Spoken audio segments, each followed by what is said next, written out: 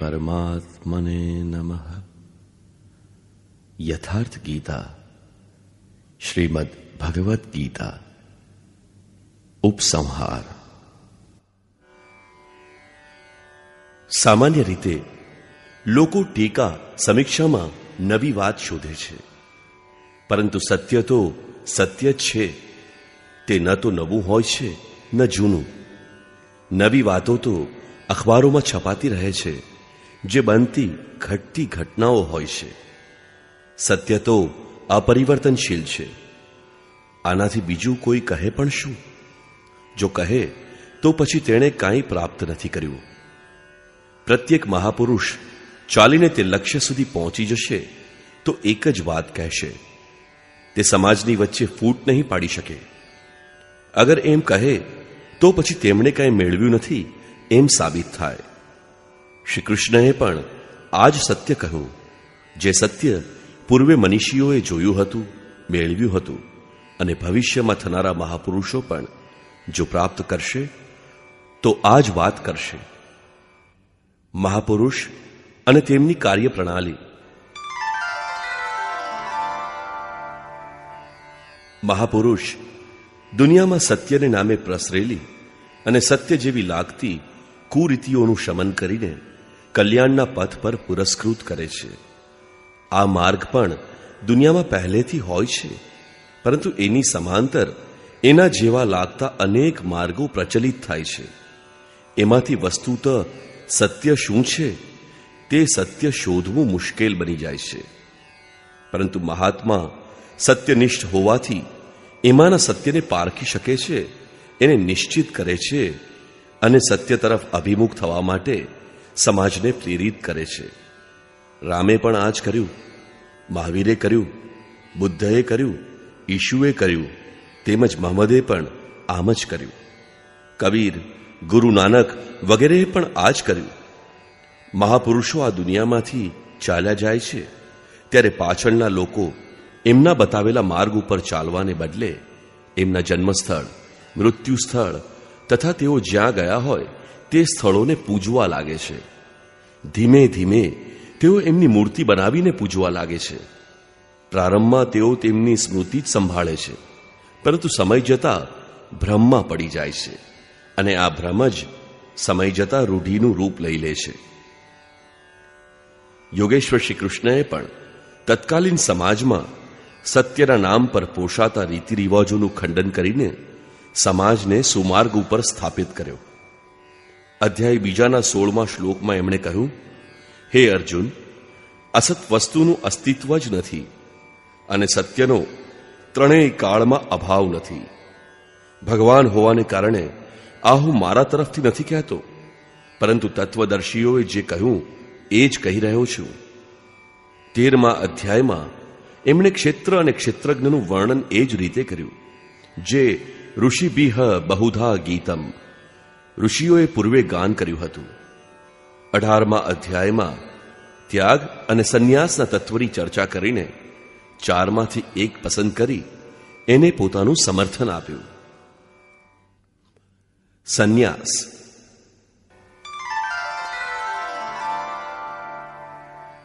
શ્રી કૃષ્ણના સમયમાં અગ્નિને ન અડકનારા તથા ચિંતનનો પણ ત્યાગ કરીને પોતાના યોગી સંન્યાસી કહેવડાવનારાઓનો સંપ્રદાય પણ ચાલી રહ્યો હતો. આ વાતનું ખંડન કરતા એમણે સ્પષ્ટ કર્યું કે જ્ઞાન માર્ગ તથા ભક્તિ માર્ગ બંનેમાંથી કોઈ પણ માર્ગ અનુસાર કર્મનો ત્યાગ કરવાનું વિધાન નથી.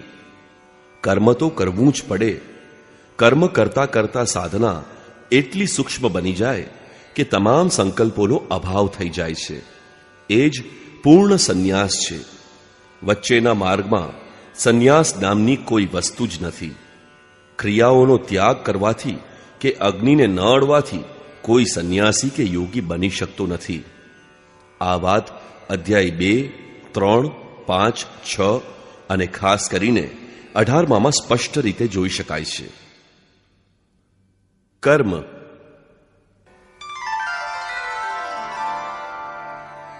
આવી જ ભ્રાંતિ કર્મના સંબંધમાં પણ જોવા મળે છે.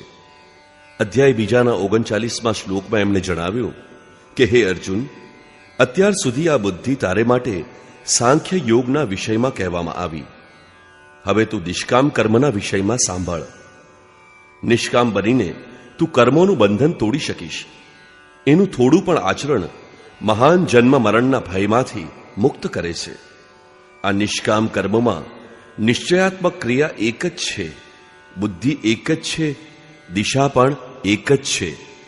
પરંતુ અવિવેકીઓની બુદ્ધિ અનંત શાખાઓ વાળી છે.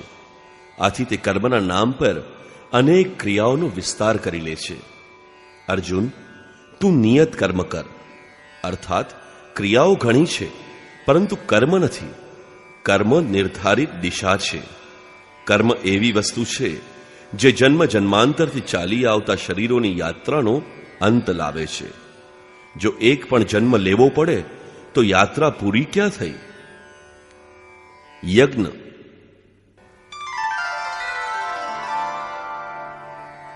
આ નિયત કર્મ શું છે?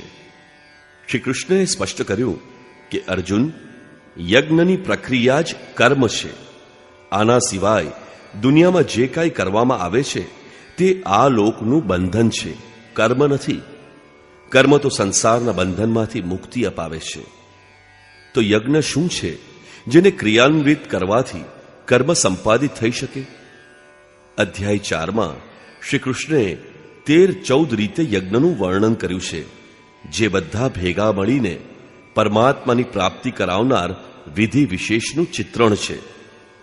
યોગની ક્રિયા શ્વાસ, ધ્યાન, ચિંતન, ઇન્દ્રિય સંયમ વગેરેથી સિદ્ધ થાય છે. શ્રી કૃષ્ણએ એ પણ સ્પષ્ટ કર્યું કે ભૌતિક દ્રવ્યો સાથે આ યજ્ઞને કોઈ સંબંધ નથી. ભૌતિક દ્રવ્યથી સિદ્ધ થતો યજ્ઞ અતિ અલ્પ છે. તમે કરોડોનો હવન ભલે કરો, સંપૂર્ણ યજ્ઞ તો મન અને ઇન્દ્રિયોની અંતઃક્રિયાથી જ સિદ્ધ થાય છે. યજ્ઞ પૂર્ણ થતા જેની સૃષ્ટિ કરે છે એ અમૃત તત્વની જાણકારીનું નામ જ્ઞાન છે. આ જ્ઞાનામૃતનું પાન કરનાર યોગી સનાતન બ્રહ્મમાં પ્રવેશ પામે છે. જેમાં પ્રવેશ મેળવવાનો હતો તે મેળવી લીધો. પછી તે પુરુષનું કર્મ કરે જવાથી કોઈ પ્રયોજન રહેતું નથી. આથી તમામ કર્મ તે સાક્ષાત્કાર સહિત જ્ઞાનમાં શેષ થઈ જાય છે. કર્મ કરવાના બંધનમાંથી તે મુક્ત બની જાય છે. આમ નિર્ધારિત કર્મને કાર્યરૂપ આપવું તે કર્મ છે. કર્મનો શુદ્ધ અર્થ છે આરાધના. ગીતામાં આ નિયત કર્મ અથવા તદર્થ કર્મ અથવા યજ્ઞાર્થ કર્મ સિવાયનું બીજું કોઈ કર્મ નથી. આ અંગે શ્રી કૃષ્ણએ વારંવાર ભારપૂર્વક જણાવ્યું છે. 6 અધ્યાયમાં એમણે આને કાર્યમ કર્મ કહ્યું. 16મા અધ્યાયમાં કામ, ક્રોધ અને લોભનો ત્યાગ કરવાથી કર્મનો આરંભ થાય છે અને તેનાથી પરમ શ્રેય પ્રાપ્ત થાય છે એમ જણાવ્યું. સાંસારિક કર્મોમાં માણસ જેટલો વ્યસ્ત રહે એટલા જ પ્રમાણમાં એની પાસે કામ, ક્રોધ અને લોભ અધિક પ્રમાણમાં દેખાય છે. આ નિયત કર્મને એમણે વિધાનોક્ત કર્મની સંજ્ઞા આપી. ગીતા પોતાનામાં પૂર્ણ શાસ્ત્ર છે. સર્વોપરી શાસ્ત્ર વેદ છે. વેદોનો સાર ઉપનિષદ છે અને એ બધાનો સારાંશ શ્રી કૃષ્ણની આ વાણી ગીતા છે. 17 અને 18મા અધ્યાયમાં પણ શાસ્ત્ર વિધિથી નિર્ધારિત કર્મ, નિયત કર્મ, કર્તવ્ય કર્મ અને પુણ્ય કર્મ તરફ સંકેત કરીને દૃઢતાપૂર્વક જણાવ્યું છે કે નિયત કર્મ જ પરમ કલ્યાણકારી છે.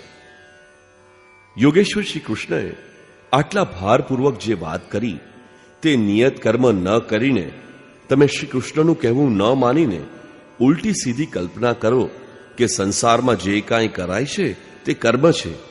કશાનો ત્યાગ કરવાની જરૂર નથી. માત્ર ફળની કામના ન કરો તો થઈ ગયો નિષ્કામ કર્મયોગ. કર્તવ્ય ભાવનાથી કામ કરો, થઈ ગયો કર્તવ્ય યોગ. જે કાંઈ કરો તે નારાયણને સમર્પિત કરો, થઈ ગયો સમર્પણ યોગ. આ રીતે યજ્ઞનું નામ આવતા જ આપણે મનમાં ભૂતયજ્ઞ, પિતૃયજ્ઞ, પંચયજ્ઞ, વિષ્ણુ નિમિત્તનો યજ્ઞ વગેરે વિચારી લઈએ છીએ અને એની ક્રિયામાં સ્વાહા સ્વાહા બોલી ઊભા થઈ જઈએ છીએ. શ્રી કૃષ્ણે આ બધી સ્પષ્ટતા ન કરી હોત તો આપણે ઈચ્છા મુજબ કંઈ પણ કરીએ, પરંતુ એમણે માર્ગ દર્શાવ્યો છે તો જેટલું કહ્યું છે એટલું તો આપણે માનવું જોઈએ. પરંતુ આપણે માનતા નથી.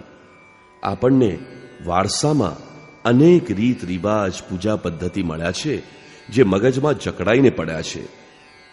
બહારની વસ્તુ હોય તો આપણે એ વેચી દઈને પણ છુટકારો મેળવી શકીએ, પરંતુ આ પૂર્વગ્રહો તો મગજમાં ગોઠવાઈને આપણી સાથોસાથ જ ચાલે છે. શ્રી કૃષ્ણના શબ્દોને આપણે આપણી રીતે ઢાળીને અર્થ કાઢીએ છીએ. ગીતા તો અત્યંત બોધગમ્ય સરળ સંસ્કૃતમાં છે. તમે અન્વયાર્થ લેશો તો પણ શંકા ઊભી થશે નહીં. આ પુસ્તકમાં આ જ પ્રયાસ કરાયો છે.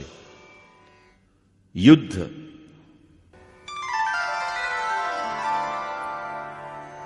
યજ્ઞ અને કર્મ એ બે પ્રશ્ન જ યથાર્થ સમજી લેવામાં આવે તો યુદ્ધ, વર્ણ વ્યવસ્થા, વર્ણ સંકર, જ્ઞાન યોગ, કર્મયોગ અથવા સંક્ષેપમાં સંપૂર્ણ ગીતા સમજમાં આવી જશે. અર્જુન લડવા માંગતો નથી. તે ધનુષ્ય ફેંકીને રથના પાછળના ભાગમાં બેસી ગયો. પરંતુ યોગેશ્વર શ્રી કૃષ્ણએ એકમાત્ર કર્મની શિક્ષા આપી અને કર્મ ઉપર ભાર મૂક્યો. ઉપરાંત અર્જુનને પણ એ કર્મ ઉપર ચાલતો કરી દીધો. યુદ્ધ થયું એમાં સંદેહ નથી. ગીતાના 15-20 શ્લોક એવા છે કે જેમાં વારંવાર કહેવામાં આવ્યું છે, હે અર્જુન, તું યુદ્ધ કર.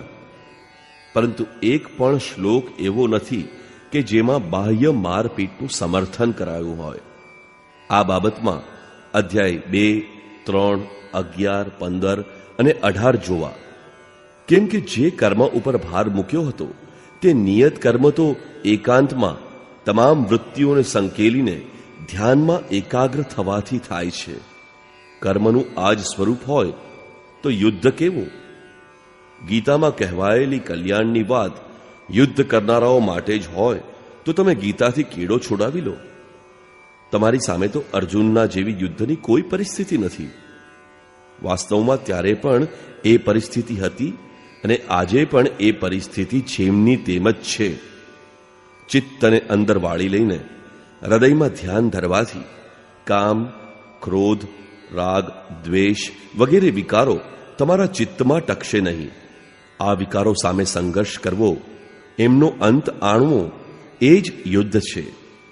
વિશ્વમાં યુદ્ધ થતા જ રહે છે, પરંતુ એનાથી કલ્યાણ નહીં, વિનાશ થાય છે. એને શાંતિ કહો કે પરિસ્થિતિ કહો, બીજી કોઈ શાંતિ દુનિયામાં મળતી નથી. આત્મા શાશ્વત તત્વને પ્રાપ્ત કરે ત્યારે જ શાંતિ મળે છે. આ શાંતિ સાધનગમ્ય નથી. એના માટે નિયત કર્મ કરવું આવશ્યક છે. વર્ણ.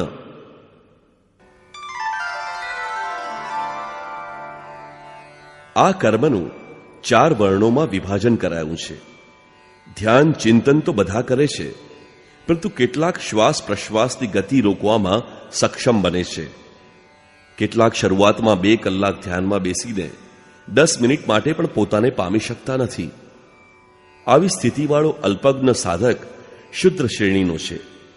તે પોતાની સ્વાભાવિક ક્ષમતા અનુસાર પરિચર્યાથી જ કર્મનો આરંભ કરે છે. ક્રમશઃ વૈશ્ય, ક્ષત્રિય અને બ્રાહ્મણના વર્ગની ક્ષમતા એના સ્વભાવમાં ઢળવા માંડે છે. એનો ઉત્કર્ષ થતો જશે. પરંતુ બ્રાહ્મણ શ્રેણી પણ દોષયુક્ત છે, કેમ કે હજુ પણ તે બ્રહ્મ અલગ છે. બ્રહ્મમાં પ્રવેશ મેળવતા તે બ્રાહ્મણ રહેતો નથી. વર્ણનો અર્થ છે આકૃતિ. આ શરીર એ તમારી આકૃતિ નથી. જેવી તમારી વૃત્તિ એવી તમારી આકૃતિ છે. શ્રી કૃષ્ણ કહે છે, અર્જુન, પુરુષ શ્રદ્ધામય છે. આથી ક્યાંક ને ક્યાંક એની શ્રદ્ધા અવશ્ય હોય છે. જેવી વૃત્તિ તેવો પુરુષ. વર્ણ એ તો કર્મની ક્ષમતાનો આંતરિક માપદંડ છે. પરંતુ લોકોએ તે નિયત કર્મ છોડીને બહારના સમાજમાં જન્મના આધાર પર જાતિઓને વર્ગનું નામ આપી એમનો વ્યવસાય નક્કી કરી આપ્યો. આ તો એક સામાજિક વ્યવસ્થા માત્ર હતી. તે કર્મના યથાર્થ રૂપને તોડે છે, મરોડે છે. જેથી એની ખોખલી સામાજિક મર્યાદા અને જીવિકાને ઠેસ ન પહોંચે. કાલાંતરમાં વર્ણનું નિર્ધારણ માત્ર જન્મથી થવા લાગ્યું, પરંતુ આવું કશું છે જ નહીં. શ્રી કૃષ્ણએ કહ્યું કે 4 વર્ણોની સૃષ્ટિ મેં બનાવી છે. શું ભારતની બહાર સૃષ્ટિ નથી? અન્યત્ર તો આ જાતિઓનું અસ્તિત્વ પણ નથી. ભારતમાં જ લાખો જાતિઓ અને પેટા જાતિઓ છે. શ્રી કૃષ્ણએ શું મનુષ્યની વહેંચણી કરી હતી? ગુણોના આધારે કર્મ વહેંચવામાં આવ્યું. કર્મનું વિભાજન થયું.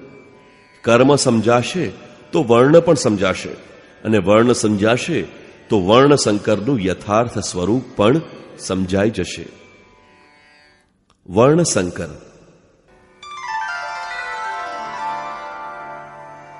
આ કર્મ માર્ગથી ચલિત થનાર જ વર્ણ સંકર છે. આત્માનો શુદ્ધ વર્ણ પરમાત્મા છે.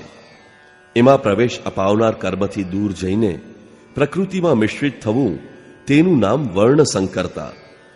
શ્રી કૃષ્ણએ સ્પષ્ટ કર્યું કે આ કર્મ કર્યાથી એ સ્વરૂપને કોઈ મેળવતું નથી, અને પ્રાપ્તિવાળા મહાપુરુષને કર્મ કરવાથી કોઈ લાભ નથી, કર્મ છોડવાથી કોઈ હાનિ નથી. આમ છતાં લોક સંગ્રહ માટે એ મહાપુરુષ કર્મ કરે છે.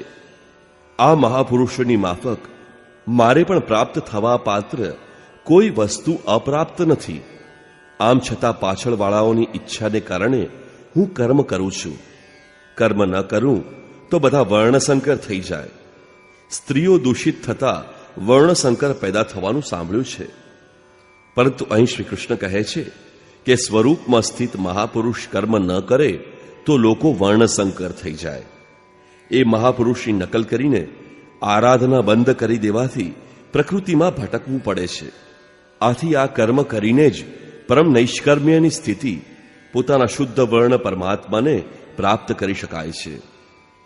જ્ઞાન યોગ તથા કર્મયોગ. કર્મ એક જ છે, નિયત કર્મ, આરાધના. પરંતુ એ કરવા માટે 2 દ્રષ્ટિકોણ છે. પોતાની શક્તિ સમજીને હાનિ લાભનો નિર્ણય લઈને કર્મ કરવું તે જ્ઞાન યોગ છે. આ માર્ગનો સાધક જાણે છે કે આજે આ સ્થિતિ છે, પરંતુ આગળ જતા હું આ ભૂમિકામાં પ્રવેશ કરી શકીશ, અને ત્યારે હું મારું સ્વરૂપ પ્રાપ્ત કરી શકીશ. આ ભાવના મનમાં રાખીને તે કર્મમાં પ્રવૃત્ત થાય છે. પોતાની સ્થિતિની જાણકારી સાથે તે આગળ વધે છે. આથી તે જ્ઞાન માર્ગી કહેવાય છે. સમર્પણની ભાવના સાથે એ જ કર્મ કરવું. હાનિ લાભનો નિર્ણય ઈષ્ટ પર છોડવો એ નિષ્કામ કર્મયોગ છે, ભક્તિ માર્ગ છે. બંનેના પ્રેરણાદાતા સદ્ગુરુ છે. એક જ મહાપુરુષ પાસેથી જ્ઞાન મેળવીને એક સ્વાવલંબી બની કર્મમાં પ્રવૃત્ત થાય છે, જ્યારે બીજો એમની પાસેથી શિક્ષણ લઈને એમના ઉપર જ નિર્ભર રહીને કર્મ કરે છે. બંને વચ્ચે ફરક માત્ર એટલો જ છે. આથી યોગેશ્વર શ્રી કૃષ્ણએ કહ્યું, અર્જુન, સાંખ્ય દ્વારા જે પરમ સત્ય મળે છે તે પરમ સત્ય નિષ્કામ કર્મયોગ દ્વારા પણ મળે છે. જે બંનેને એક તરીકે જુએ છે એ જ સાચું જુએ છે. બંનેને ક્રિયા બતાવનાર તત્વદર્શી એક છે. ક્રિયા પણ એક જ છે, અને તે આરાધના. કામનાઓનો ત્યાગ બંને કરે છે, અને પરિણામ પણ એક જ છે. કેવળ કર્મ કરવાના દ્રષ્ટિકોણ 2 છે. એક પરમાત્મા.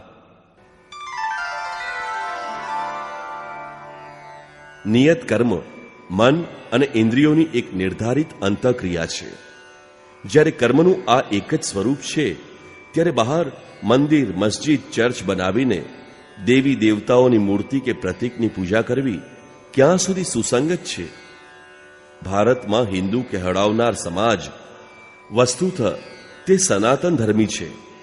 એના પૂર્વજોએ પરમ સત્યની શોધ કરીને દેશ વિદેશમાં એનો પ્રચાર કર્યો. એ માર્ગે ચાલનારા વિશ્વમાં ગમે તે હોય, પણ તે સનાતન ધર્મી છે. આટલો ગૌરવશાળી હિન્દુ સમાજ છે. ભારતમાં હિન્દુ કહેવડાવનાર સમાજ કામનાઓથી વિવશ થઈને વિવિધ ભ્રાંતિમાં પડી ગયો. શ્રી કૃષ્ણ કહે છે, હે અર્જુન, દેવતાઓના સ્થાન પર દેવતા નામની કોઈ શક્તિ નથી. જ્યાં મનુષ્યની શ્રદ્ધા નમે છે ત્યારે એની આડમાં હું જ ઊભો રહીને ફળ આપું છું. એની શ્રદ્ધાને પોષું છું, કેમ કે હું સર્વત્ર છું. પરંતુ એમની પૂજા અવિધિપૂર્વક છે. તેમનું ફળ નાશવંત છે. કામનાઓએ જેમનું જ્ઞાન હરી લીધું છે તે મૂઢ બુદ્ધિવાળા માણસો જ બીજા દેવતાઓને પૂજે છે. સાત્વિક લોકો દેવતાઓને પૂજે છે.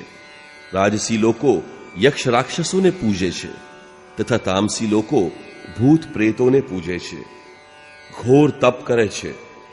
પરંતુ હે અર્જુન, તે શરીરમાં રહેલ ભૂત સમુદાય અને અંતઃકરણમાં રહેલ મને, પરમાત્માને કૃશ કરે છે.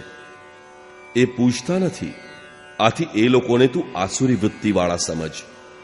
આનાથી વધારે કૃષ્ણ કહે, હે અર્જુન, ઈશ્વર તમામ પ્રાણીઓના હૃદયમાં વસે છે. કેવળ એનું શરણ લો. પૂજાનું સ્થાન હૃદયમાં છે, બહાર નહીં. છતાંય લોકો પથ્થર, પાણી, મંદિર, મસ્જિદ, દેવી દેવતાઓનો પીછો કરે છે. એની સાથે શ્રી કૃષ્ણની એક પ્રતિમા પણ વધારી દે છે.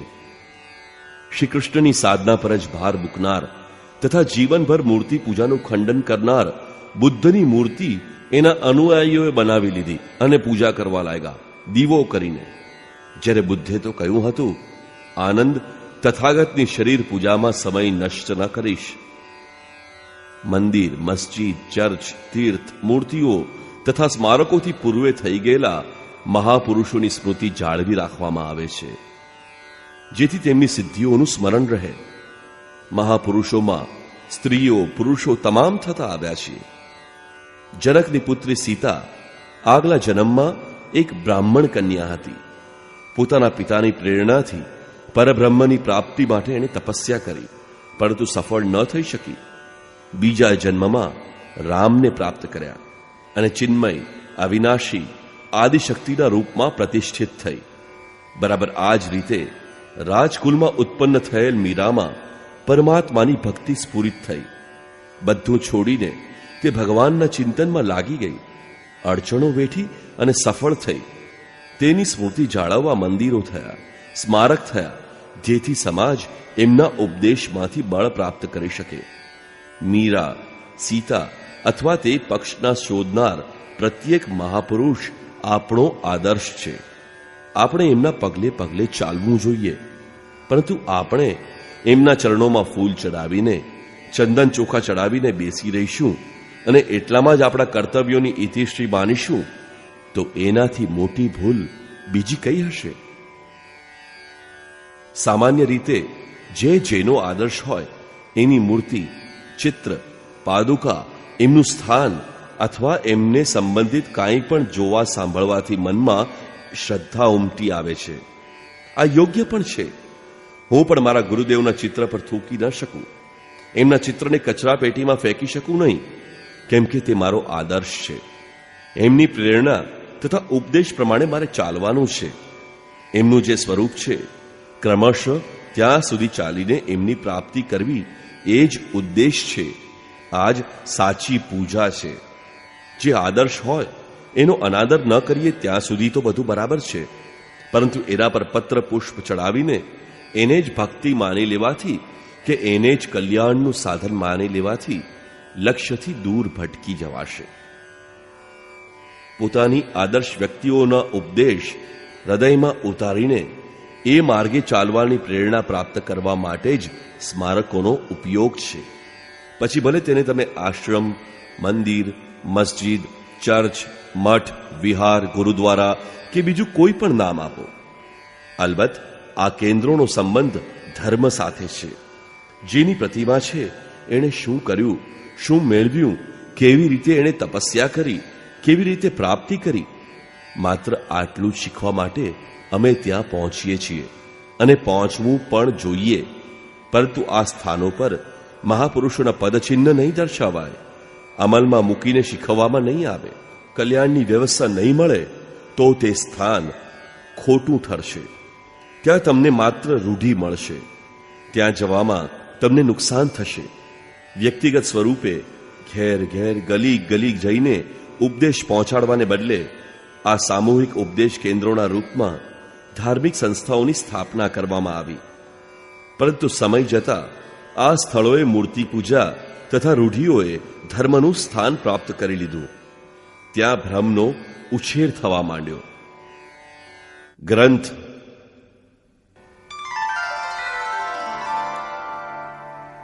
નિર્દિષ્ટ ક્રિયાને સમજી શકાય તે માટે પુસ્તક વાંચન જરૂરી છે. યોગેશ્વર શ્રી કૃષ્ણએ એને નિયત કર્મ કહ્યું છે. એને સમજાઈ જાય તો તરત જ તે કરવાનું શરૂ કરવું જોઈએ. વિસ્મરણ થઈ જાય તો ફરીથી યાદ કરી લેવું. માત્ર પુસ્તકને હાથ જોડીને ચોખા ચંદન ચડાવી રાખી મૂકવાનું નથી. પુસ્તક તો માર્ગ નિર્દેશક ચિહ્ન છે. તે પૂર્તિ પર્યંત સાથ આપે છે. એના માર્ગદર્શન પ્રમાણે તમે તમારા ગંતવ્ય તરફ આગળ વધી શકશો. તમે ઈષ્ટને હૃદયથી પકડી લેશો તો ઈષ્ટ આપનું પુસ્તક બની જશે.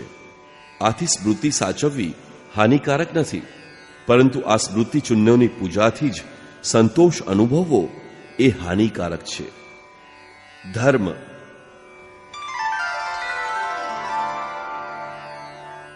અધ્યાય બીજાના 16થી 29 શ્લોક સુધીમાં યોગેશ્વર શ્રી કૃષ્ણના મત પ્રમાણે અસત વસ્તુનું અસ્તિત્વ નથી અને સતનો કદાપી અભાવ નથી.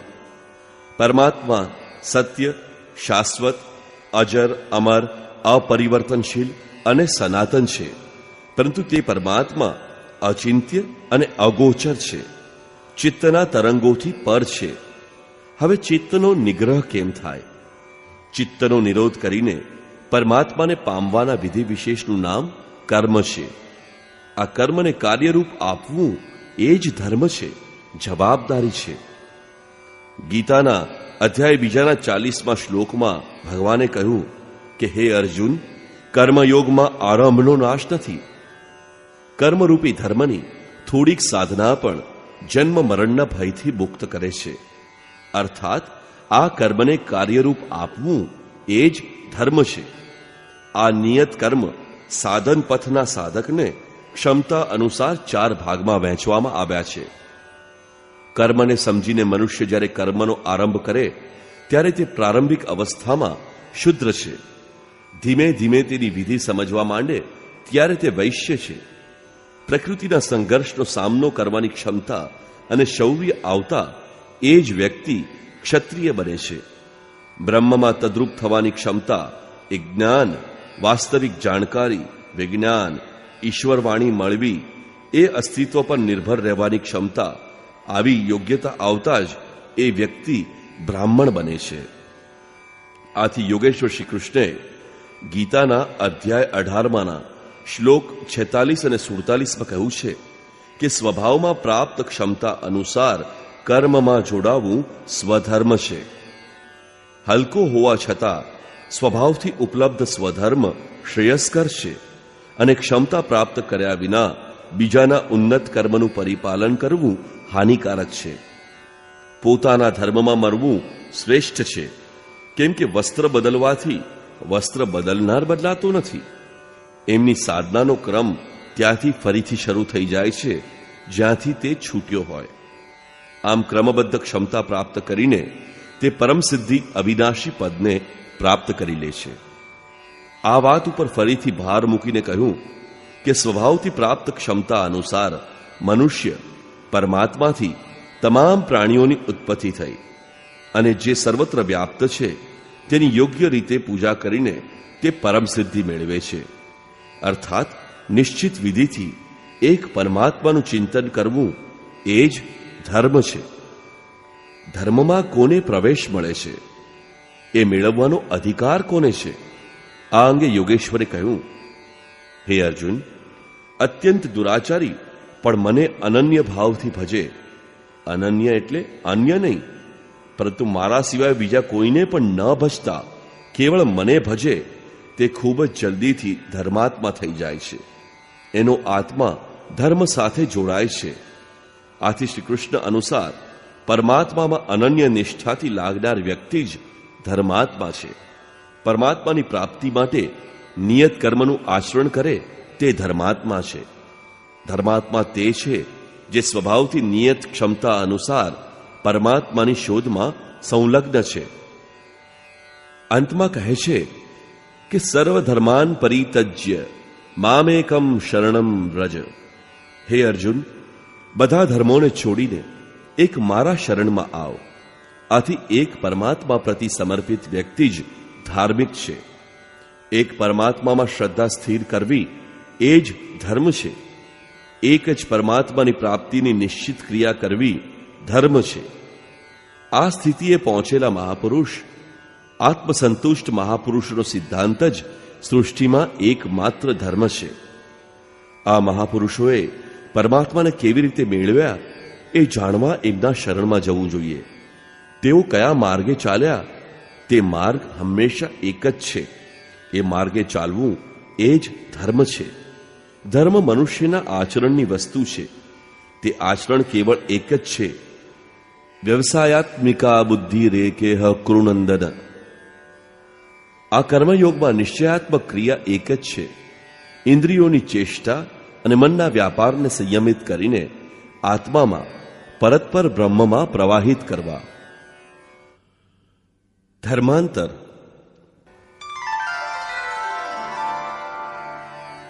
સનાતન ધર્મના પ્રાચીન દેશ ભારતમાં કુરિવાજો એટલા ફૂલ્યા ફાલ્યા કે મુસલમાનોના આક્રમણ વખતે ધર્મ આક્રમકોના હાથે ચોખાનો એક કોળિયો ખાવાથી, 2 ઘૂંટડા પાણી પીવાથી નષ્ટ થવા લાગ્યો.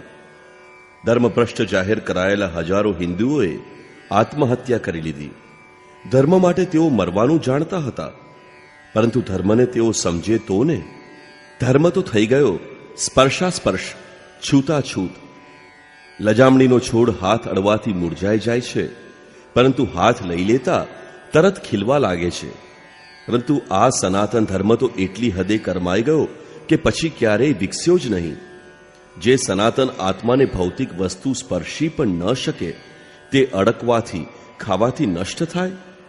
તમે તલવારથી મરો, પણ ધર્મ સ્પર્શથી નષ્ટ થઈ ગયો. શું ખરેખર ધર્મ નષ્ટ થયો હતો? કદાપી નહીં. ધર્મના નામે જે કુરિવાજ વિકસ્યો હતો તેનો નાશ થયો. ફિરોઝ તગલકના શાસનકાળ દરમિયાન વિધાનના કાજી મુગીસુદ્દીને એવો ફતવો બહાર પાડ્યો કે કોઈ મુસલમાન થૂકવા ચાહે તો હિન્દુઓએ પોતાનું મોં ખોલેલું રાખવું જોઈએ. તો તે હિન્દુ દીનદાર, ધર્મવાળો મુસલમાન બની જશે, કેમ કે એની પાસે કોઈ ધર્મ નથી. એણે ખોટું શું કહ્યું? મોંમાં થૂકવાથી તો એક જ મુસલમાન, પણ કૂવામાં થૂકવાથી તો હજારો મુસલમાન બની જતા હતા. ખરેખર તે આતતાઈ હતો કે તે કાળનો હિન્દુ સમાજ? જેમણે આ રીતે ધર્મ પરિવર્તન કર્યું તેઓ શું કોઈ ધર્મ પામ્યા?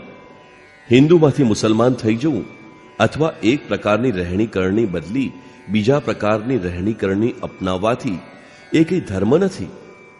આ પ્રમાણે યોજનાબદ્ધ ષડયંત્રનો શિકાર બનાવી જેમણે એમને બદલ્યા, શું તેઓ ધર્માત્મા હતા? તે તો વળી ઘણી મોટી કુરીતિઓના શિકાર હતા. હિન્દુ એમાં જઈને ફસાઈ ગયા. અવિકસિત અને ગેરમાર્ગે દોરવાઈ ગયેલા કબીલાઓ, પરિવારોને સભ્ય બનાવવા મહમ્મદે લગ્ન, તલાક, વસિયત, લેણી દેણી, વ્યાજ, શાખ, કસમ, પ્રાયશ્ચિત, રોજીરોટી, ખાનપાન, રહેણી કરણી વગેરે વિશે એક સામાજિક વ્યવસ્થા આપી. તેમજ મૂર્તિ પૂજા, શિર્ક, વ્યભિચાર, ચોરી, શરાબ, જુગાર, મા, દાદી ઇત્યાદિ સાથેના વિવાહ ઉપર પ્રતિબંધ મૂક્યો. સજાતી તથા રજસ્વલા સાથે મૈથુનનો નિષેધ કરીને રોજાના દિવસોમાં પણ એના માટે છૂટ આપી. જન્નતમાં બહુ સમવયસ્ક, અસ્પૃષ્ટ સુંદરીઓ અને બાલ કિશોરોનું પ્રલોભન આપ્યું. આ કોઈ ધર્મ ન હતો, એક પ્રકારની સામાજિક વ્યવસ્થા હતી. આવું કંઈ કહીને એમણે વાસનામાં ડૂબેલા સમાજને ત્યાંથી ફેરવી પોતાની તરફ વાળ્યો. સ્ત્રીઓને જન્નતમાં કેટલા પુરુષો મળશે, આ વિશે એમણે વિચાર્યું જ નહીં. આ એમનો દોષ નથી. દોષ એ દેશ, કાળ, પરિસ્થિતિમાં હતો, જ્યારે સ્ત્રીઓની આકાંક્ષાઓ વિશે કોઈનું ધ્યાન ગયું જ નહીં. મહમ્મદ સાહેબે જેને ધર્મ ગણ્યો એ તરફ તો કોઈનું ધ્યાન જ ગયું નથી. એમણે કહ્યું હતું કે જે મનુષ્યનો એક શ્વાસ પણ ખુદાના નામ વગરનો જાય તેને ખુદા કયામત વખતે એવી રીતે પૂછશે કે જે રીતે પાપીને પાપ માટે પૂછવામાં આવે. એની સજા છે હંમેશ હંમેશ માટે નરકવાસ. એવા કેટલા સાચા મુસલમાન છે જેમનો એક પણ શ્વાસ ખુદાના સ્મરણ વિના ન જતો હોય? કરોડોમાં કદાચ એક મળે. બાકી તો બધાના શ્વાસ ખાલી જ જાય છે. એમની સજા પાપીઓ માટેની સજા જેવી છે, મતલબ કે એની સજા નરક જ છે. મહમ્મદે એવી વ્યવસ્થા આપી કે જે કોઈને સતાવતો નથી, પશુઓને દુઃખ પહોંચાડતો નથી, તે આકાશમાંથી ખુદાનો અવાજ સાંભળે છે. આ સર્વ સ્થાનો માટે હતું, પરંતુ અનુયાયીઓએ એમાંથી એવો રસ્તો કાઢ્યો કે મક્કામાં એક મસ્જિદ છે જેમાંથી લીલું ઘાસ તોડવું ન જોઈએ. એ મસ્જિદમાં કોઈએ પશુને મારવું નહીં, ત્યાં કોઈને દુઃખ ન પહોંચાડવું. અને આ બધું કરીને પછી યથાસ્થાને આવીને ઊભા રહી ગયા. શું ભગવાનનો અવાજ સાંભળતા પહેલા મહમ્મદે કોઈ મસ્જિદ બનાવડાવી હતી ખરી? ક્યારેય કોઈ મસ્જિદમાં કોઈ આયત ઉતરી? આ મસ્જિદ તો એમનું સ્થાન હતું જ્યાં તેમની યાદ સુરક્ષિત છે. મહમ્મદનો ઉદ્દેશ તબરેજ સમજ્યો હતો, મંસૂરે જાણ્યો હતો, ઇકબાલે પણ જાણ્યો હતો, પરંતુ તેઓ મઝહબી લોકોના શિકાર બન્યા. એમને યાતનાઓ આપી. સોક્રેટિસને ઝેર પીવડાવ્યું કેમ કે તે લોકોને નાસ્તિક બનાવી રહ્યો હતો. આવો જ આક્ષેપ ઈસુ ખ્રિસ્ત ઉપર મૂકવામાં આવ્યો. એમને શૂળીએ ચડાવ્યા કેમ કે તે વિશ્રામ સબાથના દિવસે પણ કામ કરતા હતા, અંધોને દ્રષ્ટિ આપતા હતા. આવું ભારતમાં પણ છે. આજ પણ કોઈ પ્રત્યક્ષદર્શી મહાત્મા સત્યની તરફ નિર્દેશ કરે છે તો આ મંદિર, મસ્જિદ, મઠ, સંપ્રદાય અને તીર્થો જેના દ્વારા જેમની આજીવિકાઓ ચાલે છે તે હાય હાય કરવા લાગે છે. અધર્મ અધર્મની બૂમો મારે છે. કેટલાક તો એનાથી લાખો કરોડો કમાય છે, તો કેટલાકની દાળ રોટી નીકળે છે. સાચી વાતના પ્રચારથી એમની જીવિકા ખતરામાં આવી પડે છે. તે સત્યને પાંગરવા દેતા નથી, દઈ શકે પણ નહીં. આ સિવાય એમના વિરોધ માટે બીજું કોઈ કારણ નથી. ભૂતકાળમાં આ સ્મૃતિ કેમ રાખવામાં આવી હતી એનું એમને ભાન પણ નથી. ગૃહસ્થોનો અધિકાર. લોકો ઘણીવાર પૂછે છે કે કર્મનું આ જ સ્વરૂપ હોય, એમાં એકાંતનું સેવન, ઇન્દ્રિય સંયમ, નિરંતર ચિંતન અને ધ્યાન ધરવાનું હોય તો ભગવદ્ ગીતા ગૃહસ્થો માટે નિરુપયોગી છે. આમ હોય તો ગીતા માત્ર સાધુઓ માટે છે, પરંતુ આવું નથી. ખરેખર તો ગીતા જે માર્ગનો પથિક છે અથવા પથિક બનવા માગે છે તેના માટે છે. ગીતા માનવ માત્ર માટે એક સરખી ઉપયોગી છે. સદગૃહસ્થો માટે એનો વિશેષ ઉપયોગ છે, કેમ કે ત્યાંથી કર્મનો આરંભ થાય છે. શ્રી કૃષ્ણએ કહ્યું હતું કે હે અર્જુન, આ નિષ્કામ કર્મયોગમાં આરંભનો પણ નાશ થતો નથી. એનું થોડુંક પણ આચરણ જન્મ મરણના મહાન ભયમાંથી છુટકારો આપે છે. તમે જ કહો, થોડી સાધના કોણ કરશે, ગૃહસ્થ કે સંન્યાસી? ગૃહસ્થ જ એના માટે થોડો સમય આપશે. આ એના માટે જ છે.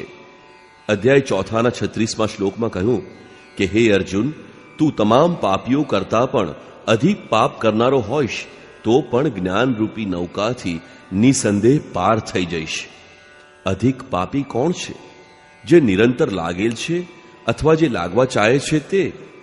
સદગૃહસ્થ આશ્રમથી જ કર્મનો આરંભ થાય છે. અધ્યાય 6:37-45 શ્લોકમાં અર્જુને પૂછ્યું કે ભગવાન, શિથિલ પ્રયત્નવાળો શ્રદ્ધાવાન પુરુષ પરમ ગતિ પ્રાપ્ત ન કરીને કઈ દુર્ગતિને પામે છે? શ્રી કૃષ્ણએ કહ્યું, અર્જુન, યોગથી ચલાયમાન શિથિલ પ્રયત્નવાળા પુરુષનો તો ક્યારેય વિનાશ થતો નથી. તે યોગ ભ્રષ્ટ, શુચિ નામ શ્રીમંતા ગેહે, શુદ્ધ વર્તનવાળા શ્રીમાનને ત્યાં જન્મ લઈને યોગી કુળમાં પ્રવેશ મેળવે છે. સાધન તરફ આકર્ષિત થાય છે અને અનેક જન્મો બાદ ત્યાં પહોંચે છે, જેનું નામ પરમગતિ અર્થાત પરમધામ છે. આ શિથિલ પ્રયત્ન કોણ કરે છે? યોગ ભ્રષ્ટ થઈને તે ક્યાં જન્મ લે છે? તે ગૃહસ્થ તો બને છે, ત્યાંથી તે સાધનોન્મુખ બને છે. અધ્યાય 9:30 શ્લોકમાં એમણે કહ્યું કે અત્યંત દુરાચારી પણ મને અનન્ય ભાવથી ભજે તો તે પણ સાધુ જ છે, કેમ કે તે નિશ્ચયપૂર્વક સાચા રસ્તે ચડી ગયો છે. અત્યંત દુરાચારી કોણ હોય? જે ભજનમાં પ્રયુક્ત થયો છે તે, કે જેણે કર્મનો હજુ આરંભ કર્યો જ નથી તે. અધ્યાય 9:32 શ્લોકમાં કહ્યું કે સ્ત્રી, વૈશ્ય, શુદ્ર તથા પાપ યોનિવાળા પણ મારા આશ્રિત થઈને સાધના દ્વારા પરમ ગતિ પામે છે. તે હિન્દુ હોય, ઈસાઈ હોય, મુસલમાન હોય. શ્રી કૃષ્ણ એવું કંઈ નથી કહેતા. એ તો કહે છે કે અત્યંત દુરાચારી, ઘાતકી હોય તો પણ મારા શરણમાં આવીને પરમ ગતિ પ્રાપ્ત કરે છે. આમ ગીતા માનવ માત્ર માટે છે. સદગૃહસ્થ આશ્રમથી જ કર્મનો આરંભ કરે છે. ક્રમશઃ તે સદગૃહસ્થ યોગી બને છે, પૂર્ણ ત્યાગી બની જાય છે અને તત્વનું દર્શન કરીને પરમમાં પ્રવેશ મેળવે છે. જેને વિશે શ્રી કૃષ્ણએ કહ્યું કે જ્ઞાની મારું જ સ્વરૂપ છે. ભૌતિક સમૃદ્ધિ.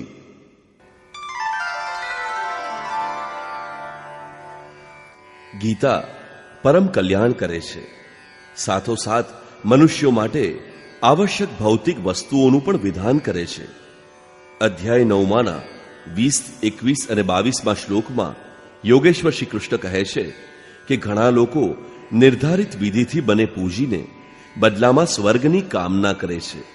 એમને વિશાળ સ્વર્ગલોક મળે છે, જે હું જ આપું છું.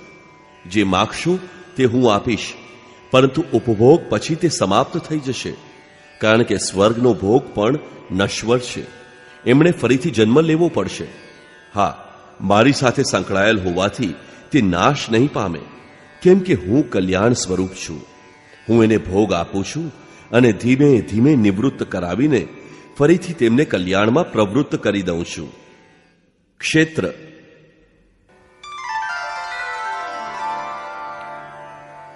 ટીકાકારો કહે છે, એક કુરુક્ષેત્ર બહાર છે અને બીજું મનની અંદર છે. ગીતાનો એક અર્થ બહારી છે અને બીજો અંદરનો છે, પણ એવું કશું જ નથી. વક્તા એક વાત કહે છે, પરંતુ શ્રોતા પોતાની બુદ્ધિને અનુરૂપ જ તેને પકડી શકે છે. એટલા માટે અનેક અર્થ પ્રતીત થાય છે. સાધના પથ ઉપર ક્રમશઃ ચાલીને જે પુરુષ શ્રી કૃષ્ણના સ્તરે પહોંચી જશે, તો જે દ્રશ્ય શ્રી કૃષ્ણની સામે હતું તે એની સામે પણ આવશે. એવો મહાપુરુષ એમના મનોભાવ, ગીતાના સંકેતોને સમજી શકે છે અને સમજાવી પણ શકે છે. ગીતાનો એક પણ શ્લોક બહારનું વર્ણન કરતો નથી. ખાવું, પહેરવું, રહેવું એ તો તમે જાણો છો. રહેણી કરણી, માન્યતા, લોકરીતિ, નીતિમાં દેશ, કાળ અને પરિસ્થિતિ મુજબ અનુકૂળ પરિવર્તન પ્રકૃતિની દેન છે. આમ શ્રી કૃષ્ણ તમને કઈ વ્યવસ્થા આપે? ક્યાંક કન્યાઓની સંખ્યા વધુ છે, ત્યાં બહુ વિવાહ થાય છે. જ્યાં એની સંખ્યા ઓછી હોય ત્યાં ઘણા ભાઈ વચ્ચે એક પત્ની રહે છે. આમાં શ્રી કૃષ્ણ શી વ્યવસ્થા કરે? બીજા વિશ્વયુદ્ધ પછી જાપાનમાં જનસંખ્યાની કમી એક સમસ્યા બની ગઈ હતી. 30 બાળકોને જન્મ આપનાર માતાને મધરલેન્ડ, દેશની માતાનો ખિતાબ આપીને સન્માનિત કરવામાં આવી. વેદકાળમાં ભારતમાં 10 સંતાન ઉત્પન્ન કરવાનો નિયમ હતો. હવે 1 કે 2 બાળક બસના સૂત્રો પ્રસારિત થઈ રહ્યા છે. આમ થાય તો સમસ્યાનો ઉકેલ આવે છે. શ્રી કૃષ્ણ આમાં શું કરે? શ્રેય. કામ, ક્રોધ, લોભ, મોહ માટે કોઈ શાળા ખોલવામાં આવી નથી. આમ છતાં આ વિકારોમાં યુવકો, મોટા તથા શાણા વધુ પ્રવીણ નીકળે છે. આમાં શ્રી કૃષ્ણ શું શિક્ષા આપે? આ બધું તો પ્રકૃતિને અધીન છે. ક્યારેક વેદ શીખવવામાં આવતા, ધનુર્વેદ, ગદાયુદ્ધ શીખવવામાં આવતું. આજે એ કોને શીખવાય છે? આજે તો પિસ્તોલ ચલાવવામાં આવે છે. સ્વચાલિત યંત્રોનો યુગ છે. ક્યારેક રથ સંચાલન શીખવું પડતું હતું. ઘોડાને સાફ સુથરા રાખવા પડતા. આજે મોટરો તેલથી સાફ કરાય છે. એમાં શ્રી કૃષ્ણ શું બતાવે? શું એમ કહે કે ઘોડાને ન ભૂલી જાઓ? બહાર તમારી શું વ્યવસ્થા કરે? પહેલા સ્વાહા બોલવાથી વર્ષા થતી, હવે સાધનોથી વર્ષા કરાય છે. પહેલા પાકનો આધાર વરસાદ ઉપર હતો, આજે ઈચ્છા મુજબ પાક લઈ શકાય છે. યોગેશ્વર શ્રી કૃષ્ણ કહે છે કે પ્રકૃતિથી ઉત્પન્ન ગુણો દ્વારા પરવશ થઈને મનુષ્ય પરિસ્થિતિ અનુસાર ઘડાય છે. ગુણ જાતે જ એને ઢાળવામાં સક્ષમ બને છે. તે ભૌતિક શાસ્ત્ર, સમાજશાસ્ત્ર, શિક્ષણશાસ્ત્ર, અર્થશાસ્ત્ર, તર્કશાસ્ત્ર વગેરે ઘડતો રહે છે. એક જ વસ્તુ એવી છે જે મનુષ્ય નથી જાણતો, નથી ઓળખી શકતો. આ વસ્તુ છે તો એની પાસે, પરંતુ એનું એને વિસ્મરણ થયું છે. ગીતા સાંભળીને અર્જુનની સ્મૃતિ તો પાછી આવી ગઈ. આ સ્મૃતિ પરમાત્માની છે. આ સ્મૃતિ હૃદયમાં હોવા છતાં એનાથી ઘણી દૂર છે. મનુષ્ય એને મેળવવા માગે છે, પરંતુ એને રસ્તો મળતો નથી. મનુષ્ય તે કલ્યાણ પંથથી અજ્ઞાન છે. મોહનું આવરણ એટલું ઘનિષ્ઠ હોય છે કે તેને વિચાર કરવાનો સમય જ મળતો નથી. જ્યારે અહીં તો આ મહાપુરુષે તમારા માટે સમય કાઢ્યો છે, કર્મની સ્પષ્ટતા કરી છે, અને તે કરવા માટે ગીતામાં નિર્દેશ કર્યા છે. ગીતા ભૌતિક વસ્તુઓ પણ આપે છે, પરંતુ શ્રેયની સરખામણીમાં પ્રેય નગણ્ય છે. શ્રી કૃષ્ણ કહેવા પ્રમાણે કલ્યાણ માર્ગની જાણકારી એનું સાધન છે, અને એની પ્રાપ્તિ સદગુરુ થકી થાય છે. આમ તેમ તીર્થસ્થાનોમાં ભટકવાથી નહીં, પરંતુ સંત દ્વારા જ એની પ્રાપ્તિ થાય છે. અધ્યાય 3ના 34મા શ્લોકમાં શ્રી કૃષ્ણે કહ્યું, અર્જુન, તું કોઈ તત્વદર્શી મહાપુરુષ પાસે જા, તેમને યોગ્ય રીતે દંડ પ્રણામ કર, નિષ્કપટ ભાવથી એમની સેવા કર, અને તેમને પ્રસન્ન કરીને જ્ઞાન પ્રાપ્ત કર. પ્રાપ્તિનો એકમાત્ર ઉપાય છે કોઈ મહાપુરુષનું સાનિધ્ય અને એની સેવા. અધ્યાય 18ના 18મા શ્લોકમાં એમણે દર્શાવ્યું કે તત્વદર્શી મહાપુરુષ જ્ઞાન અર્થાત જાણવાની વિધિ અને જ્ઞેય પરમાત્મા ત્રણેય કર્મના પ્રેરક છે. આમ શ્રી કૃષ્ણના મતાનુસાર મહાપુરુષ જ કર્મનું માધ્યમ છે, પુસ્તક નહીં. પુસ્તક તો એક નુસ્ખો છે. નુસ્ખાના રટણથી કોઈ નિરોગી ન થાય. એનો અમલ કરો તો જ નિરોગી થવાય. નરક.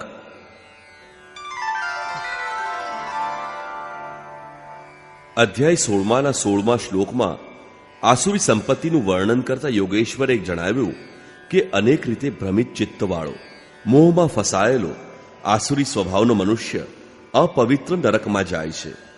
પ્રશ્ન થવો સ્વાભાવિક છે કે નરક કેવું અને કોને કહે છે. આ ક્રમમાં સ્પષ્ટતા કરી છે કે મારો દ્વેષ કરનાર નરાધમોને હું વારંવાર આસુરી યોનિમાં નાખું છું. આ જ નરક છે. આ નરકનું દ્વાર કયું છે? એમણે કહ્યું કે કામ, ક્રોધ અને લોભ નરકના 3 દ્વાર છે, જ્યાંથી આસુરી સંપત્તિ એકત્રિત થાય છે. આથી વારંવાર કીડા, પતંગિયા, પશુ વગેરે યોનિઓમાં આવવું પડે છે. એ જ નરક છે. પિંડદાન.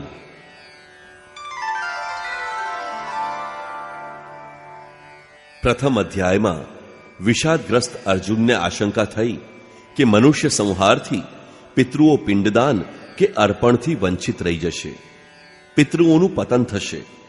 આ બાબતમાં શ્રી કૃષ્ણએ કહ્યું કે હે અર્જુન, તને આ અજ્ઞાન ક્યાંથી થયું? યોગેશ્વરે સમજાવ્યું કે જે રીતે મનુષ્ય ફાટેલા વસ્ત્રો ઉતારીને નવા ધારણ કરે છે, બરાબર એ જ રીતે આ આત્મા જીર્ણ શરીર છોડીને તત્કાલ શરીર રૂપી નવીન વસ્ત્ર ગ્રહણ કરે છે. અહીં શરીર એ માત્ર વસ્ત્ર છે, અને આત્માએ માત્ર વસ્ત્ર બદલ્યું છે, તે મર્યો નથી. નશ્વર શરીર બદલ્યું છે. એની વ્યવસ્થા પૂર્વવત છે, તો એને ભોજન, પિંડદાન, આસન, શૈયા, સવારી, આવાસ, જળ વગેરેથી કેવી રીતે તૃપ્ત કરાય? આથી યોગેશ્વરે એને અજ્ઞાન કહ્યું છે. અધ્યાય 15ના 7મા શ્લોકમાં આ જ બાબત ઉપર ભાર મૂકતા જણાવ્યું કે આત્મા મારો સનાતન અંશ છે, મારું જ સ્વરૂપ છે. મન સહિત 5 ઇન્દ્રિયો કાર્યકલાપજન્ય સંસ્કાર લઈને બીજું શરીર ધારણ કરી લે છે, અને મન સહિત ઇન્દ્રિયો મારફત આગલા શરીરોમાં ભોગો ભોગવે છે. આત્માએ શરીર ધારણ કર્યું, ત્યાં પણ ભોગ સામગ્રી ઉપલબ્ધ છે. પછી પિંડદાન દેવાની શું જરૂર? અહીં એક શરીર છોડ્યું, ત્યાં બીજું શરીર ધારણ કર્યું. તે સીધો બીજા શરીરમાં જાય છે. વચ્ચે કોઈ આરામ કે વિરામ નથી. આમ ન હોય તો હજારો પેઢીઓના પિતૃઓનું અનાદિકાળથી પડ્યા રહેવું તથા એની જીવિકા વંશજોના હાથે નિર્ધારિત કરવી તથા પાંજરાના પક્ષીની જેમ એમનું રુદન, પતન, આ બધું કેવળ અજ્ઞાન છે. આથી જ શ્રી કૃષ્ણએ એને અજ્ઞાન કહ્યું છે. પાપ અને પુણ્ય. આ અંગે સમાજમાં અનેક ભ્રાંતિ પ્રવર્તે છે. યોગેશ્વર શ્રી કૃષ્ણના કહેવા મુજબ રજોગુણથી ઉત્પન્ન થતા આ કામ અને ક્રોધ ભોગોથી કદી ન ધરાતા મહાપાપી છે. અર્થાત કામ જ એકમાત્ર પાપી છે. પાપનું ઉદ્ગમ સ્થાન કામ છે, કામના છે. આ કામના ક્યાં રહે છે? શ્રી કૃષ્ણએ કહ્યું કે ઇન્દ્રિયો, મન અને બુદ્ધિ એમનું નિવાસ સ્થાન છે. વિકાર શરીરમાં નહીં, મનમાં હોય છે. તો શરીર ધોવાથી શું વળશે? શ્રી કૃષ્ણના મત અનુસાર મનની શુદ્ધિ થાય છે નામ જપથી, ધ્યાનથી, સમકાલીન કોઈ તત્વદર્શી મહાપુરુષની સેવાથી, એમના પ્રત્યે સમર્પણ ભાવથી. અધ્યાય 4ના શ્લોકમાં જેને માટે પ્રોત્સાહન અપાયું છે તે તદવિધિ પ્રણિપાતેન, સેવા અને પ્રશ્નો કરીને એ જ્ઞાન પ્રાપ્ત કરવું. આ જ્ઞાનથી તમામ પાપ નાશ પામે છે. અધ્યાય 3ના 13મા શ્લોકમાં કહ્યું કે યજ્ઞથી શેષ બચેલ અન્નને ખાનાર સંતજન તમામ પાપોથી મુક્ત થાય છે. જે શરીર માટે કામના કરે છે તે પાપીઓ પાપ ખાય છે. અહીં યજ્ઞ ચિંતનની એક નિશ્ચિત ક્રિયા છે. એનાથી મનમાં પડેલા ચરાચર જગતના સંસ્કાર ભસ્મીભૂત થઈ જાય છે. શેષ માત્ર બ્રહ્મ જ બચે છે. આથી શરીરના જન્મનું જે કારણ છે તે પાપ છે, અને જે અમૃત તત્વની પ્રાપ્તિ કરાવે છે, જે મળ્યા પછી ક્યારેય શરીર ધારણ કરવાનું રહેતું નથી, તે પુણ્ય છે.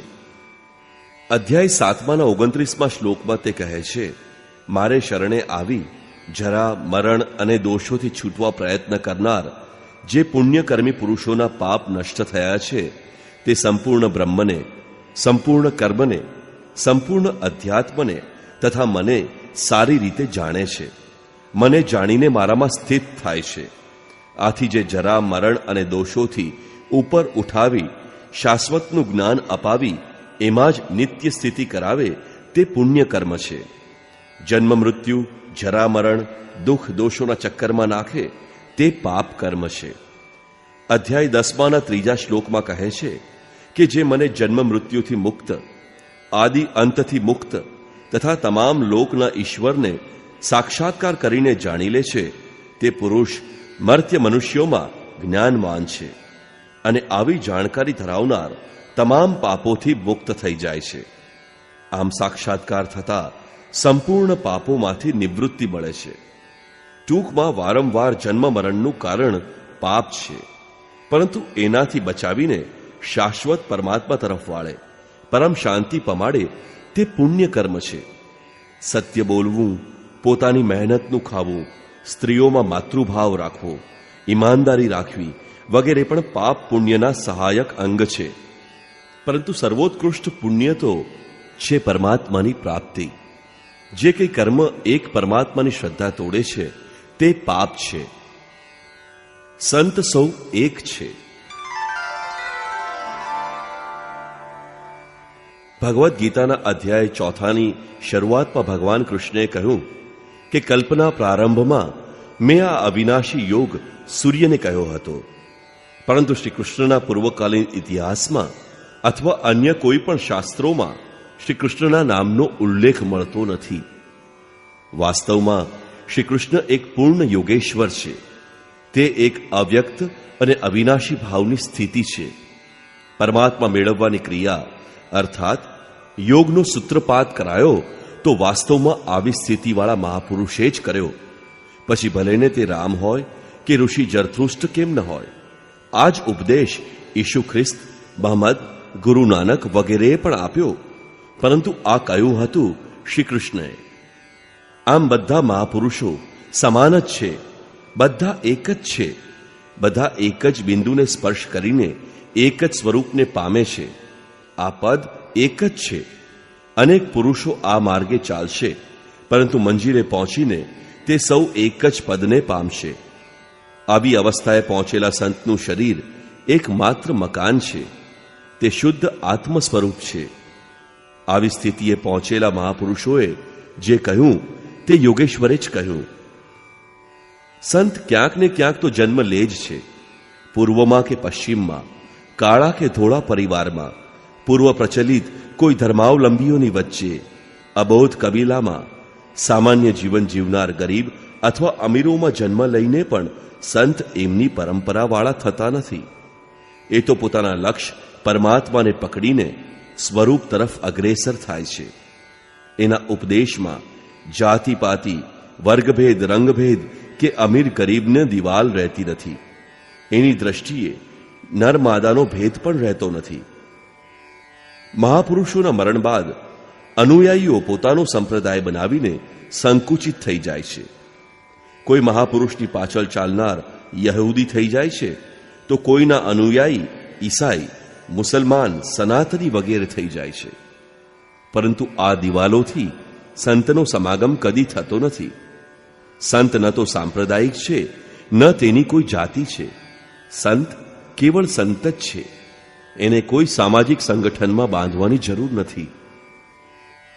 આમ દુનિયાભરના સંતો ગમે તે કબીલામાં જન્મ્યા હોય કે કોઈ પણ ધર્મ સંપ્રદાયવાળા એમની પૂજા અધિક કરતા હોય, પરંતુ કોઈ પણ સંપ્રદાયના પ્રભાવમાં આવીને આવા સંતોની ટીકા કરવી જોઈએ નહીં, કેમ કે તે નિરપેક્ષ છે.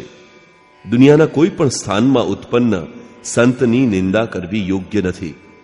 કોઈ આવું કરે છે તો તે પોતાની અંદર રહેલા અંતર્યામી પરમાત્માને દુર્બળ કરી રહ્યો છે. તે પરમાત્માથી દૂર થઈ રહ્યો છે. સ્વયં પોતાની હાનિ કરી રહ્યો છે. સંસારમાં જન્મ લેનાર પૈકી કોઈ તમારો સાચો હિતેચ્છુ હોય તો તે સંત છે. આમ એમના પ્રતિ સહૃદયી રહેવું દુનિયાભરના લોકો માટે મૂળ કર્તવ્ય છે. એનાથી વંચિત થવું તે પોતાને દગો દેવા બરાબર છે.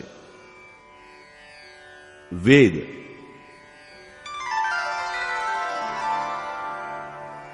ગીતામાં વેદનું વર્ણન ખૂબ આવે છે, પરંતુ વેદ માર્ગ નિર્દેશક ચિહ્ન માત્ર છે, એક માઇલસ્ટોન માત્ર છે. મંજિલે પહોંચી ગયા પછી વ્યક્તિને એનો કોઈ ઉપયોગ રહેતો નથી. અધ્યાય 2 શ્રી કૃષ્ણએ કહ્યું, હે અર્જુન, વેદ 3 ગુણો પર પ્રકાશ નાખી શકે છે. તું વેદોના કાર્યક્ષેત્રથી ઉપર ઉઠ. અધ્યાય 2 શ્લોકમાં કહ્યું, તમામ બાજુએથી પરિપૂર્ણ સ્વચ્છ જળાશય મળી જાય પછી નાના જળાશયોની મનુષ્યને જેમ જરૂર નહીં રહે, બરાબર એ જ રીતે બ્રહ્મ જ્ઞાન મેળવેલ મહાપુરુષ અર્થાત બ્રાહ્મણોને પણ વેદોથી એટલું જ પ્રયોજન રહે છે, પરંતુ બીજાઓ માટે તો એનો ઉપયોગ રહે જ છે. અધ્યાય 8 શ્લોકમાં કહ્યું, અર્જુન, મને તત્વથી સારી રીતે જાણી લીધા પછી યોગી વેદ, યજ્ઞ, તપ, દાન વગેરે પુણ્ય ફળોને પાર કરીને સનાતન પદ મેળવે છે. અર્થાત જ્યાં સુધી વેદ જીવિત છે, યજ્ઞ કરવાના રહે છે, ત્યાં સુધી સનાતન પદની પ્રાપ્તિ થતી નથી. અધ્યાય 15 પ્રારંભમાં ભગવાને દર્શાવ્યું કે ઉપર પરમાત્મા જેનું મૂળ છે અને નીચે કીટ પતંગિયા સુધીની પ્રકૃતિ જેની શાખા પ્રશાખા છે, એવો સંસાર પીપળાનું એક અવિનાશી વૃક્ષ છે. જે એને મૂળ સહિત જાણે છે તે વેદનો જ્ઞાતા છે. આ જાણકારી મહાપુરુષ દ્વારા જ મળે છે. એ બતાવે એ જ ભજન છે. પુસ્તક અને પાઠશાળા પણ એમના તરફ જ પ્રેરે છે. ઓમ.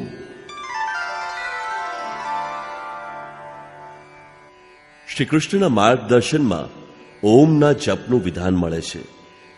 અધ્યાય 8 શ્લોકમાં ઓમકાર હું છું. અધ્યાય 13 શ્લોકમાં ઓમનો જપ અને મારું ચિંતન કર. અધ્યાય 9 જાણવા યોગ્ય પવિત્ર ઓમકાર હું છું. અધ્યાય 10 શ્લોકમાં વચનોમાં એક અક્ષર હું છું, તો 33 શ્લોકમાં અક્ષરોમાં અકાર છું. અધ્યાય 17 23 શ્લોકમાં ઓમ તત અને સત બ્રહ્મનો પરિચાયક છે. અધ્યાય 17 24 શ્લોકમાં યજ્ઞ, દાન અને તપની ક્રિયાનો ઓમથી આરંભ થાય છે. આમ શ્રી કૃષ્ણના કહેવા પ્રમાણે ઓમનો જપ નિતાંત આવશ્યક છે. એનો વિધિ આવા અનુભવી મહાપુરુષ પાસે શીખવો. મહાપુરુષ બાહ્ય તથા આંતરિક, વ્યાવહારિક તથા આધ્યાત્મિક, લોકરીતિ અને યથાર્થ વેદરીતિ બંનેની જાણકારી રાખે છે. આ જ કારણથી સમસ્ત સમાજના મહાપુરુષોએ રહેણી કરણીનું વિધાન બતાવ્યું અને એક મર્યાદિત વ્યવસ્થા પણ આપી. વશિષ્ઠ, શુક્રાચાર્ય, સ્વયં યોગેશ્વર શ્રી કૃષ્ણ, મહાત્મા બુદ્ધ, મૂસા, ઈસા, મહમ્મદ, રામદાસ, દયાનંદ, ગુરુ ગોવિંદસિંહ વગેરે હજારો મહાપુરુષોએ આમ કર્યું છે. પરંતુ આ વ્યવસ્થા સામયિક હોય છે. પીડિત સમાજને ભૌતિક વસ્તુ આપવી યથાર્થ નથી. ભૌતિક મૂંઝવણો ક્ષણિક છે, શાશ્વત નથી. આથી એનો ઉકેલ પણ એ સમય પૂરતો જ હોય છે. એને ચિરંતન વ્યવસ્થાના રૂપમાં ગ્રહણ કરી શકાય નહીં. વ્યવસ્થાકાર સામાજિક વિકૃતિઓને મહાપુરુષ ઉકેલે છે. આમ ન કરવામાં આવે તો જ્ઞાન વૈરાગ્ય જનિત પરમની સાધના કોણ સાંભળે? વ્યક્તિ જે વાતાવરણમાં ફસાય છે એને ત્યાંથી હટાવીને યથાર્થ જાણવાની સ્થિતિમાં લાવવા માટે અનેક પ્રલોભન અપાય છે. આથી મહાપુરુષ જે શબ્દો વાપરે છે, કોઈ વ્યવસ્થા ઊભી કરી આપે છે, તે ધર્મ નથી. આનાથી માત્ર 100-200 વર્ષની વ્યવસ્થા મળે છે. 400-600 વર્ષ માટે ઉદાહરણરૂપ બની જાય છે અને ક્રમશઃ 1000-2000 વર્ષમાં તો તે સામાજિક આવિષ્કાર નવીન પરિસ્થિતિઓની સાથોસાથ નિષ્પ્રાણ બની જાય છે. ગુરુ ગોવિંદસિંહની સામાજિક વ્યવસ્થામાં શસ્ત્ર અનિવાર્ય હતું, પરંતુ આજે શસ્ત્ર તરીકે તલવાર રાખવી ઉચિત થશે? ઈસા ગાદી ઉપર બેસતા હતા. ગાદી બાબતમાં એમણે કરેલી વ્યવસ્થાનો આજે શું ઉપયોગ છે? એમણે કહ્યું કે કોઈનું ગધેડું ચોરવું નહીં. આજે ગધેડું કોણ પાળે છે? આ જ રીતે શ્રી કૃષ્ણએ એ સમયનો સમાજ વ્યવસ્થિત કર્યો, જેનો ઉલ્લેખ મહાભારત, ભાગવત વગેરે ગ્રંથોમાં છે. સાથોસાથ એ ગ્રંથોમાં એમણે યથાર્થનું પણ અહીં તહીં ચિત્રણ કર્યું. પરમ કલ્યાણકારી સાધના અને ભૌતિક વ્યવસ્થાના નિર્દેશને ભેગા કરી દેવામાં આવે તો સમાજ તત્વ નિર્ણાયક ક્રમને બરાબર સમજી શકશે નહીં. ભૌતિક વ્યવસ્થાઓને તે જેમની તેમ કદાચ વધારીને ગ્રહણ કરે છે, કેમ કે તે ભૌતિક છે.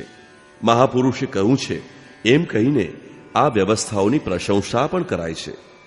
આ લોકો મહાપુરુષની વાસ્તવિક ક્રિયાને તોડી મરોડીને ભ્રામક બનાવી દે છે. વેદ, રામાયણ, મહાભારત, બાઇબલ, કુરાન વગેરે તમામ પ્રતિ પૂર્વગ્રહયુક્ત ધૂંધળી ધારણાઓ જ શેષમાં રહી છે. મનુષ્ય માત્ર માટે ગીતા. પતંજલિ વગેરે અનેક મહાપુરુષોએ પરમ શ્રેયની યથાર્થ વિધિને સામાજિક વ્યવસ્થાથી દૂર કરીને અલગ પ્રસ્તુત કરી. શ્રી કૃષ્ણ પણ અલગ કરવાનું ઉચિત કલ્યાણકારી સમજ્યા. ઉત્તમ અધિકારી સમક્ષ જ એમણે આ કહ્યું.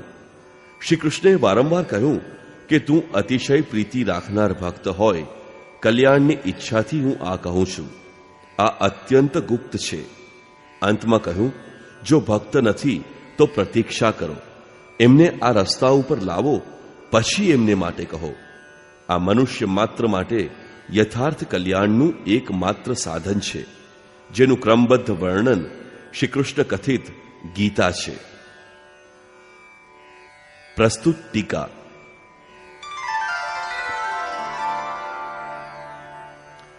યોગેશ્વર શ્રી કૃષ્ણના આશયને યથાવત વ્યક્ત કરવાના કારણસર પ્રસ્તુત ટીકાનું નામ યથાર્થ ગીતા રાખ્યું છે.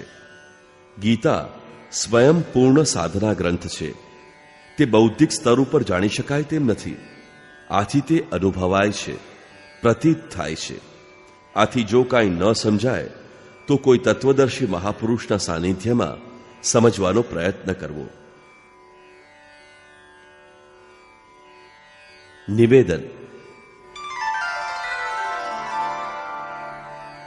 યથાર્થ ગીતા યોગેશ્વર શ્રી કૃષ્ણની પરમ પુનિત વાણી શ્રીમદ ભગવદ્ ગીતાનો જ અર્થ છે.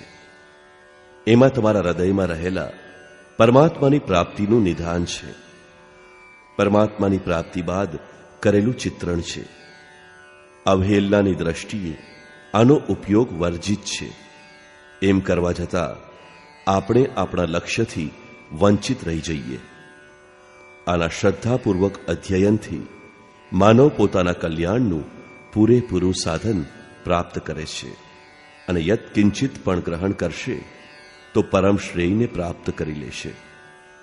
કારણ કે આ ઈશ્વર માર્ગમાં આરંભનો નાશ કદી નથી થતો. ઓમ શાંતિ શાંતિ શાંતિ.